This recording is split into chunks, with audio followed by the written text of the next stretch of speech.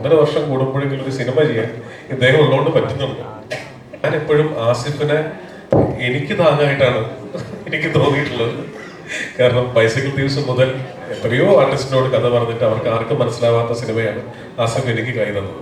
അപ്പൊ അന്ന് മുതൽ എനിക്ക് നിങ്ങൾ പറയുന്നത് ഡിപ്ലോമസി കൊണ്ട് പറയുന്നതല്ല, തിരിച്ചാണ് തോന്നുന്നത്. 1.5 വർഷം കൂടുമ്പോഴെങ്കിലും ഒരു സിനിമ ചെയ്യാൻ ഇദ്ദേഹം ഉള്ളതുകൊണ്ട് പറ്റുന്നുണ്ട്.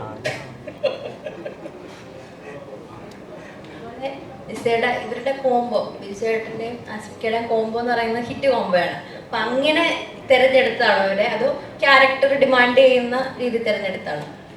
ക്യാരക്ടർ ഡിമാൻഡ് ചെയ്യുന്നത് ഫസ്റ്റ്. പിന്നെ എനിക്ക് ഭയങ്കര ഇഷ്ടമുള്ള, ഇപ്പൊ ഞാൻ പറയട്ടെ, ഇപ്പൊ ലാൽ സാറിനെ എനിക്ക് ഭയങ്കര ഇഷ്ടമാണ്. ഞാൻ ഒരുപാട് പരസ്യങ്ങൾ അദ്ദേഹത്തെ വെച്ച് സംവിധാനം ചെയ്യാനായിട്ട് 50-55 പരസ്യങ്ങൾ സംവിധാനം ചെയ്യാനുള്ള ഭാഗ്യം ഉണ്ടായിട്ടുണ്ട്.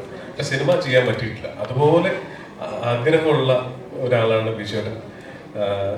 ഞാനിപ്പോഴും ഓർക്കുന്നുണ്ട്, ഞാൻ ഓർഡിനറി എന്ന് പറയുന്ന സിനിമയിൽ ജിഷ്ണുവിന് വേണ്ടിയിട്ട് ഞാൻ ശബ്ദം കൊടുത്തത്.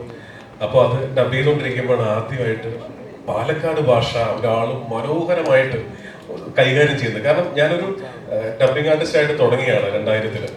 അപ്പൊ എനിക്കറിയാം ഒരു ഡബിങ്ങിൽ ആർട്ടിഫിഷ്യൽ അല്ലാതെ ഒരു ആക്സെന്റ് പിടിക്കൽ എന്ത് ബുദ്ധിമുട്ടുള്ള കാര്യമാണ്. അങ്ങനെ ആക്സെന്റ് പിടിക്കുന്നതിൽ ഞാൻ കണ്ടിരിക്കുന്ന ഏറ്റവും വലിയ കില്ലാടി എന്ന് പറയുന്നത് മമ്മൂക്കയാണ്. അതിപ്പോ പറയേണ്ട ആവശ്യമില്ല. രാജമാണിക്യമാണെങ്കിലും റാഞ്ചിയേട്ടനായിക്കോട്ടെ, നിങ്ങൾ ശ്രദ്ധിച്ചിട്ടുണ്ടാകും രാപ്പകൽ എന്ന് പറയുന്ന സിനിമയിൽ അദ്ദേഹം പാലക്കാട് പിടിച്ചിരിക്കുന്നത്, ലൗഡ് സ്പീക്കർ, വേഷം എന്ന് പറഞ്ഞ സിനിമയിൽ കോഴിക്കോട് പിടിച്ചിരിക്കുന്നത്.